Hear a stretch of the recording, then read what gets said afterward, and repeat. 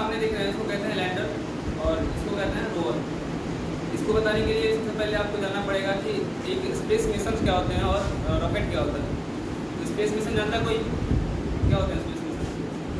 Space mission यानी कि ऐसे प्रोजेक्ट जिसमें किसी व्हीकल को या किसी साइंटिफिक इंस्ट्रूमेंट को अर्थ के बाहर, अर्थ के चारों तरफ चक्कर लगाने के लिए भेजा जाए, या फिर किसी दूसरे प्लैनेट पे या फिर दूसरे किसी सेलेस्टियल बॉडीज पे, अदर सेलेस्टियल बॉडीज पे भेजा जाए ताकि वहाँ कुछ रिसर्च वगैरह का काम कर सके।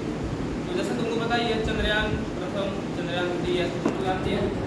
तो इसमें से जो चंद्रयान थर्ड था, चंद्रयान थर्ड, उसमें विक्रम लैंडर और विक्रम प्रज्ञान रोवर नाम का दो साइंटिफिक इंस्ट्रूमेंट्स उसमें अपलोड किए गए थे रॉकेट में। तो रॉकेट जो था पहले तो अर्थ का बाउंड्री करती, मतलब पहले अर्थ मैन्यूवरिंग करता है, फिर अर्थ से मून पे जाता है, फिर मून का मैन्यूवरिंग करता है, मैन्यूवरिंग मतलब उसका सर्कल लगाता है, ऑर्बिटिंग करता है, फिर उसके बाद धीरे धीरे करते हुए जाके मून पे लैंड करता है। तो जो रॉकेट तुम देखते हो असल में, वो रॉकेट जाके मून पे लैंड नहीं करता है, उसमें से टुकड़े होते हैं। सबसे पहले रॉकेट के टुकड़े होते हैं और टुकड़े होते होते अंत में कुछ ऐसा बच जाता है, कुछ ऐसा स्ट्रक्चर बच जाता है जो कि चांद के सरफेस पे रहता है, लैंड कर जाता है। ठीक, फिर ये जो रोवर दिख रहा है ये बाहर भी दिख रहा है, लेकिन इसके बाहर भी होता है, रोवर इसके कहीं अंदर होता है। तो इसमें यहाँ रोवर के इसके अंदर बैठा हुआ था। फिर कुछ अर्थ से कुछ सिग्नल दिए जाते हैं जिसके माध्यम से इसके लिए गेट ओपन होता है। ये जो तुम दिख रहे हो इसको क्या कहते हैं? रैम। इसको कहते हैं रैम। ठीक है, ये जो है इसको रैम कहते हैं। रैम खुलता है, ठीक है, जमीन पे। उसके बाद ये जो रोवर है इसके अंदर से होते हुए ऐसे रैम से होते हुए उतरता है। तो जब ये रैम से होते हुए उतरेगा फिर मून के सरफेस पे आ जाएगा प्रज्ञान रोवर। इसके बाद क्या होगा, जो रोवर है,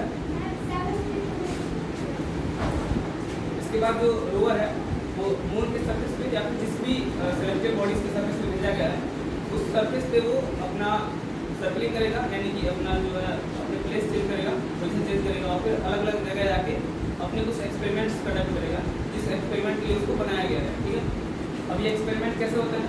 कुछ साइंटिफिक इंस्ट्रूमेंट लगाए जाते हैं प्रज्ञान रोवर और विक्रम लैंडर्स और रोवर्स में। जैसे इसमें जो तुम देख रहे हो लैंडर जो है इसमें ये तुमको दिख रहा है ना स्ट्रक्चर, ये एक्चुअली एक पेलोड है। पेलोड मतलब साइंटिफिक इंस्ट्रूमेंट जो कोई एक्सपेरिमेंट कंडक्ट करता हो। इसका नाम है रंभा। क्या नाम है? रंभा।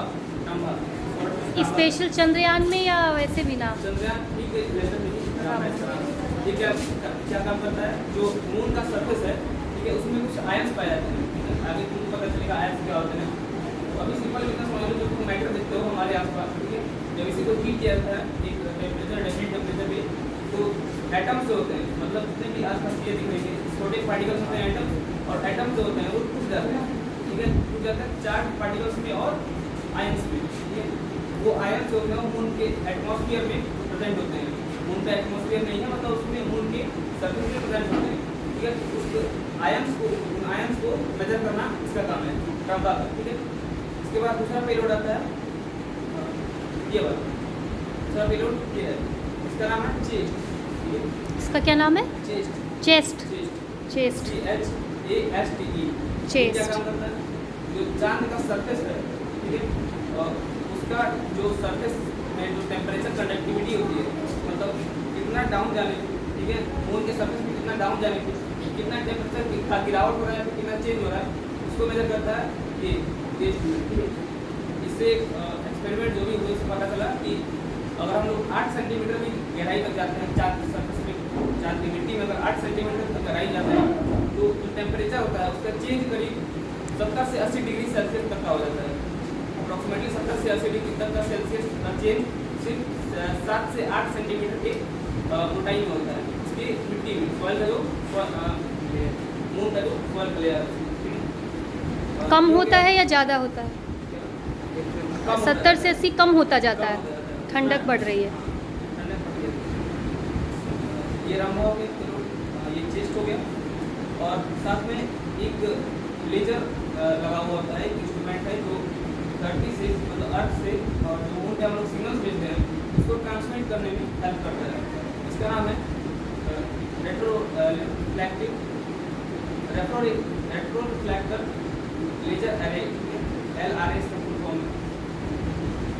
ये बनाया गया है नासा के द्वारा, ठीक है। नासा जो होता है उसको बना के देता है इसरो को, ताकि इसमें फिट कर सकते हैं और जो अर्थ से सिग्नल्स हो उसको ट्रांसमिट कर सकें, ठीक है। इसके अलावा जो ये रोवर है, प्रज्ञान रोवर, इसमें भी कुछ साइंटिफिक इंस्ट्रूमेंट्स लगे हैं, ठीक है। अभी तुमको छोटा दिख रहा है इसलिए इसमें उतना स्पेसिफिकेशन नहीं किए गए हैं, मतलब जो अभी पेलोड में बताऊँगा वो इसमें दिखाई नहीं दे रहे हैं इतना अच्छे, ठीक है। लेकिन इसमें दो पेलोड इसमें भी होते हैं, एक होता है AP एक्सेस, ठीक है, और एक होता है लिप्स। AP एक्सेस और लिप्स, इन दोनों का काम क्या होता है कि जो मिट्टी जो होता है, मून का जो मिट्टी है, और अपने लोग समझते हैं दोनों का काम है मून की मिट्टी को ऑब्जर्व करना, उसमें देखना कौन कौन से मिनरल्स हैं, कौन कौन से एलिमेंट्स हैं। जैसे हमारे धरती पर क्या पाया जाता है, नाइट्रोजन, फॉस्फोरस, आयरन, कॉपर, ये सब पाया जाता है मिनरल्स, ठीक है। तो वैसे ही मून के सरफेस पे कौन कौन से एलिमेंट्स पाए जाते हैं उसको सर्च करना, इन दोनों जो पेलोड्स ने बताया मैंने, AP एक्सेस और लिप्स, उनका काम होता है, ठीक है।